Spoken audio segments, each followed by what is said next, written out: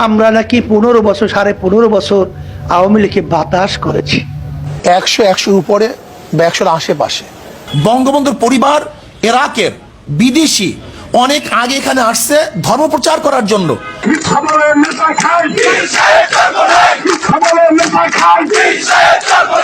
অবশেষে 11 দলীয় জোট থেকে বাইরে গেছে ইসলামী আন্দোলন বাংলাদেশ। কিসের জন্য 11 দলীয় জোট থেকে বাইরেই গেল চরমোনাইর ফয়জুল করিম, তার মুখ থেকেই শুনুন। 100 উপরে বা 100-র আশেপাশে, এটা হলে আমি মনে করি সম্মানসূচক হয়। 100-র উপরে বা 100-র আশেপাশে তাদেরকে সিট দিলে নাকি সম্মান সূচক হয়। আসল কথা হইল যাইয়া এই চরমোনাই একটা সিটে পাস করে না করে হ্যার নাই কোনো খবর, হেরা 100 সিট লইয়া দাফাদাফি করে। 11 দলীয় জোর দিয়ে চরমোনাই কেমনে ছুট্টি আইয়া পড়বে, কোনো সুতামুতা পাইতে আছে না তো, 100 সিটের একটা সুতা দিয়ে ছুট্টি আইয়া পড়ছে। এখন মনে হইতে আছে অন্য কোনো দলের সাথে চরমোনাই জোট করবে, জোট। অন্য কোনো দলের নেতারা মনে হয় চরমোনাইর পীর সাহেবের প্রলোভন দেখাইছে যে তোমাকেও এক সের দিমু আনে, কায়দা রহম দিমু আনে, তোমরা 11 দলীয় জোট দিয়ে ছুট্টে মগদারে আও।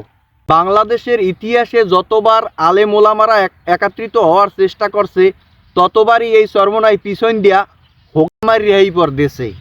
জামাত নাকি ধোঁকাবাজ, শরিয়া আইন তারা নাকি বাস্তব করতে চায় না। জামাত সে তো আসলে শরিয়া বাস্তবায়ন কেন করবে, সে তো নিজেই শরিয়া অনুযায়ী চলে না। আর চরমোনাইর রেজু আর ফেজু এরা দুই ভাই অনেক ভালো লোক। এরা দুই ভাই মিলিয়া ইসলামকে সামনে ব্যবহার করিয়া বরিশালের গরিব কৃষকদের মাথার ব্রেন ওয়াশ করিয়া হাজার হাজার কোটি টাকার পাহাড় বানাইছে। মানি হইছে যাইয়া নিজের মনের মতো সিট পায় নাই, এখন আর জামাত ভালো না, এখন হে নতুন নতুন ফতুয়া বাইর করছে। আওয়ামী লীগ ক্ষমতায় থাকাকালীন অবস্থায় শত শত আলেম ওলামা ইসলাম প্রচার করতে যাইয়া অনেক নির্যাতনের শিকার হইছে, জেল খাটছে।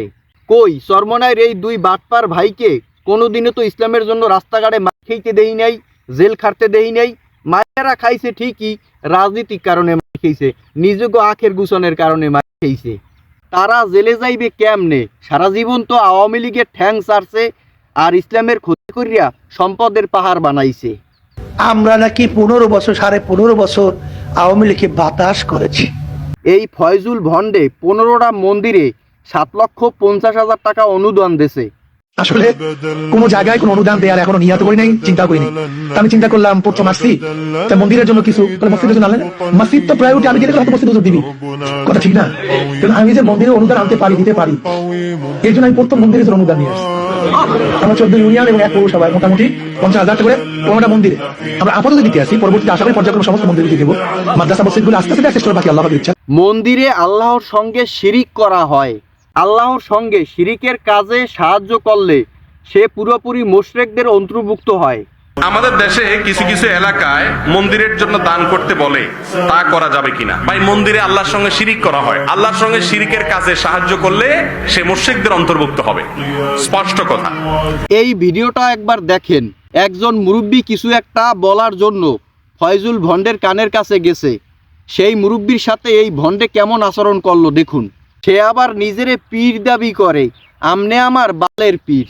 যুব দলের নয়ন ভাই একটা স্লোগান দিছিল, মিথ্যা বলে নেশা খায় পীর সাহেব চরমোনাই। ভিডিওটা একবার একটু দেখেন।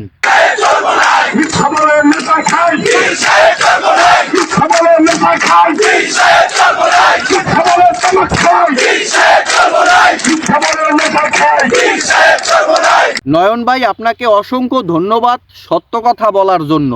আজকের ভিডিওতে আমি আরও অন্য কিছু বলতে চেয়েছিলাম, কিন্তু অন্য একটা ভিডিওতে বলবো। ভিডিওটা ভালো লাগলে অবশ্যই একটা লাইক দেবেন, চ্যানেলটা সাবস্ক্রাইব করবেন।